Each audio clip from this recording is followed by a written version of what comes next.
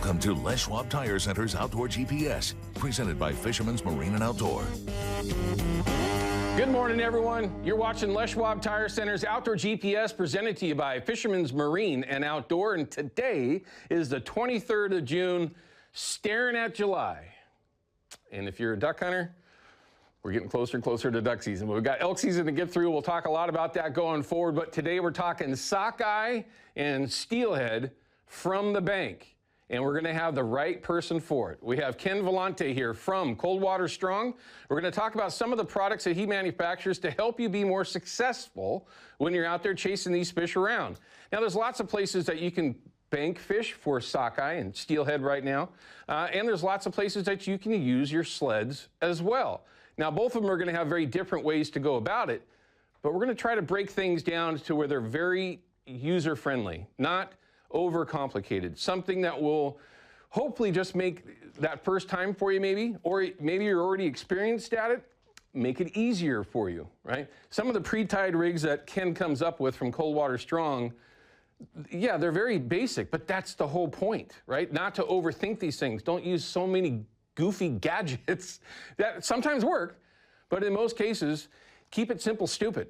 Is the way that I live my life, and it's a good way to fish as well. So we're going to talk with Ken. We're going to find out some of the products that he uses that'll make you better out there chasing the sockeye, all the way from different spin and glow types that he likes to use, pre-rig setups, and of course double and triple rigs that you can throw.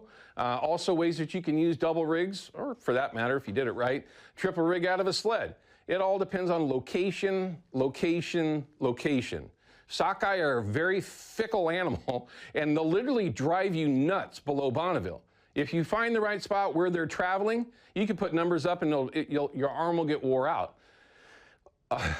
That also goes with the other side of it. You could fish 10 different places and never find them. So it's an interesting fishery.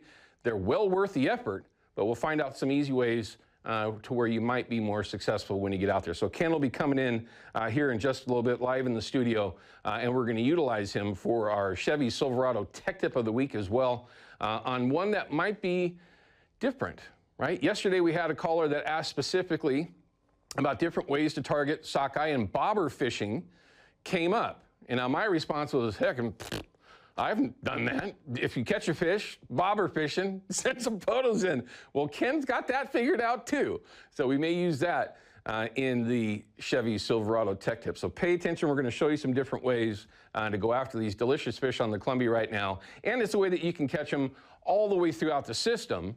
Again, it's just all about location. So again, we'll have Ken here in just a little bit. Also, our special guest for our weather, we have Andy Carson again this morning that's going to share our weather forecast for this weekend. And of course, going through this upcoming week. And for me, it's about perfect. But we'll have that when we talk with Andy in a bit. Of course, fish counts and river levels like we always have. And also pay attention if you've been sending photos in. We're going to get to that in just a little bit. The deal of the week from Fisherman's Marine is going to kind of tie in to our conversation with Ken this morning. Did you know that? I think he does know that. So we're going to have a bunch of info for you, but we'd love to hear from you. Easiest way to do it is on that viewer hotline. It's 503-548-6777. Somewhere in here it'll pop up, but if not, at least I gave you the phone number. If you've got questions, comments, reports, we're here to answer those for you, and we'd love to get a report out that might help somebody make a decision this weekend, or today being Sunday, or of course going forward. And heck, I could use one. Some of the reports that we got yesterday were good, and then some of the reports were pretty darn tough. So we'll try to explain some of that in this upcoming segment when we get to our field report like we always try to do. But let's go ahead and show some of those photos that everybody's been sending in, and then of course we'll walk you through the easiest way to do it. Carter sent this in to the Fox 12 app, which again, by the way, is probably the easiest way to do it.